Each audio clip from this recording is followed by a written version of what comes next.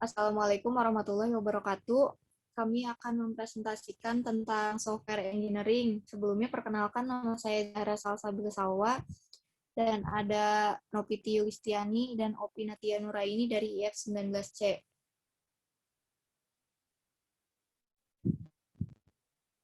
Software engineering. Software atau perangkat lunak merupakan data yang diprogram, disimpan, dan diformat secara digital dengan fungsi tertentu. Software merupakan sekumpulan data elektronik yang tersimpan dan dikendalikan oleh perangkat komputer. Data elektronik tersebut meliputi instruksi atau program yang nantinya akan menjalankan perintah khusus.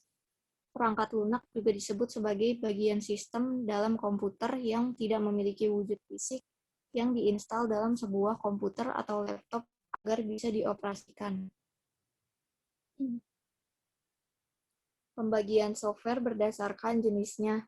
Yang pertama ada sistem operasi atau operating system. Sistem operasi merupakan sebuah perangkat lunak yang digunakan untuk mengatur setiap perangkat keras yang terhubung dengan CPU atau Central Processing Unit. Sistem operasi juga berfungsi sebagai penerjemah suatu aktivitas serta mengatur seluruh proses yang terjadi yang diperintahkan oleh user pada CPU, sehingga perintah tersebut dapat dijalankan dengan baik. Yang kedua ada bahasa pemrograman atau programming language. Bahasa pemrograman itu adalah bahasa yang digunakan dalam pembuatan sebuah program, antara lain Java, PHP, HTML, C++, dan lain-lain. Yang ketiga ada program aplikasi. Program aplikasi merupakan sebuah perangkat lunak yang berfungsi untuk mengerjakan tugas-tugas tertentu sesuai dengan tujuan pembuatannya. Contohnya antara lain ialah Microsoft Office, kalkulator, dan lain-lain.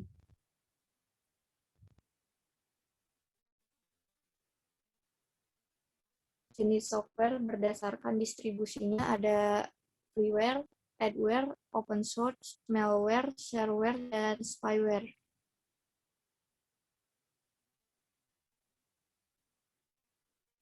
Contoh software itu ada Microsoft Office Word, Microsoft Office PowerPoint, Microsoft Excel, dan Mozilla Firefox.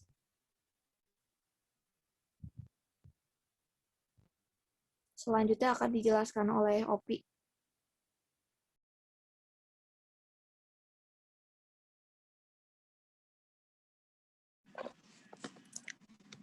Software engineering. Software engineering adalah suatu disiplin ilmu yang membahas semua aspek produksi perangkat lunak, mulai dari tahap awal rekrutmen, capturing, atau analisa kebutuhan pengguna, specification atau menentukan spesifikasi dari kebutuhan pengguna, desain, coding, testing, sampai pemeliharaan sistem setelah digunakan. Definisi software engineering menurut IEEE, Institute of Electrical and Electronics Engineer. Pada proyek SWIBOK, Software Engineering Body of Knowledge adalah aplikasi sistematik disiplin pendekatan kuantitatif untuk pengembangan, operasi, dan pemeliharaan dari software atau dapat disimpulkan sebagai teknik aplikasi untuk perangkat lunak. Intinya, software engineering berkaitan dengan penggunaan produk program. Software engineering terdiri dari 3 elemen kunci, yaitu yang pertama ada metode software engineering. Metode software engineering memberikan teknik-teknik bagaimana membentuk software. Metode ini terdiri dari serangkaian tugas. Yang pertama ada perencanaan dan estimasi proyek, analisis kebutuhan sistem dan software, desain struktur data, arsitektur, pemrogram, dan prosedur algoritma, coding, testing, dan pemeliharaan. Yang kedua di sini ada peralatan software engineering. Peralatan software engineering memberikan dukungan atau semi automasi untuk metode, contohnya case-aided software engineering, yaitu suatu software yang menggabungkan software, hardware, dan database. Software engineering untuk menghasilkan suatu lingkungan software engineering. Database software engineering adalah sebuah struktur data yang berisi informasi penting tentang analisis, desain, kode, dan testing. Yang ketiga, analogi dengan case pada hardware adalah CAD, CAM, dan CAE. Yang ketiga ada prosedur software engineering. Prosedur software engineering terdiri dari yang pertama urut-urutan di mana metode tersebut diterapkan. Kedua, dokumen. Ketiga, laporan-laporan. Keempat, formulir-formulir yang diperlukan. 5, mengontrol kualitas software. 6, mengkoordinasi perubahan yang terjadi pada software. Next. Hal-hal wajib diperhatikan. Adapun software engineering akan memperlihatkan bagaimana sebuah aplikasi, produk, atau jasa mempermudah penggunaan oleh end user dan apa saja fitur-fitur yang ditawarkan kepada penggunanya. Berikut ini adalah hal-hal yang harus diperhatikan. Yang pertama, pengoperasiannya. Pengoperasian di sini setelah proses analisis dilakukan, kamu akan mengetahui apakah sebuah aplikasi bekerja sebagaimana mestinya, mulai dari budget, efisiensi, ketepatan, fungsi, ketergantungan, dan yang tak kalah penting adalah keamanan. Yang kedua ada transisi. Transisi di sini adalah transisi penting ketika sesuatu aplikasi digeser dari satu platform ke platform lainnya. Jadi portabilitas kegunaan dan adaptabilitas ada di area ini. Yang ketiga, pemeliharaan. Pemeliharaan di sini berfungsi untuk mengetahui bagaimana sebuah aplikasi bekerja.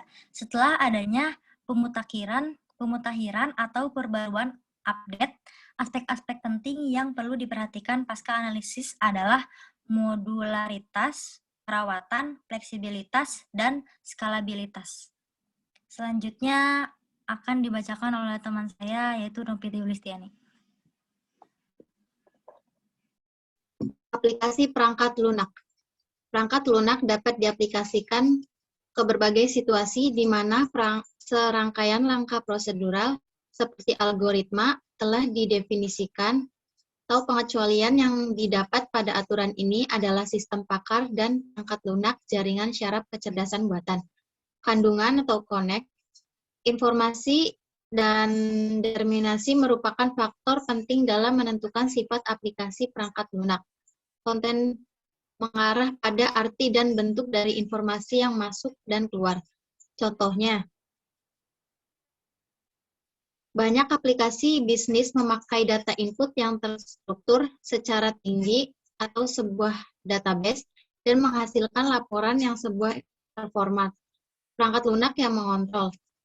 Sebuah mesin otomatis atau misal kontrol numerik menerima bentuk-bentuk data diskrit dengan struktur yang terbatas dan menghasilkan perintah mesin individual dalam suksesi yang cepat.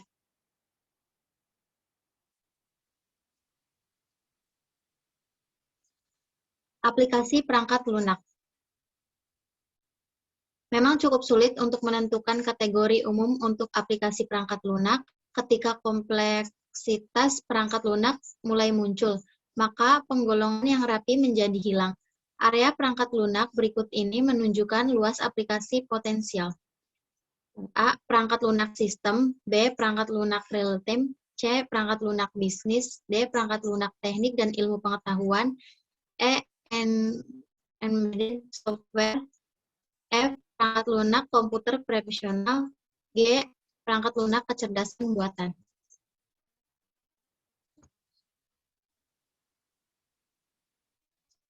Kesimpulan, software engineering adalah suatu disiplin ilmu yang membahas semua aspek produksi perangkat lunak, mulai dari tahap awal requirement, capturing, atau analisa kebutuhan pengguna, specification, menentukan spesifikasi dan kebutuhan pengguna, desain, coding, testing, sampai pemeliharaan sistem setelah digunakan.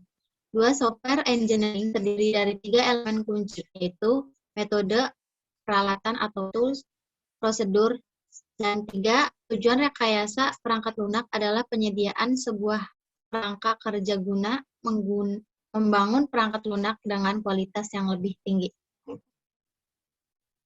Sekian presentasi dari kelompok kami, kurang lebihnya mohon maaf.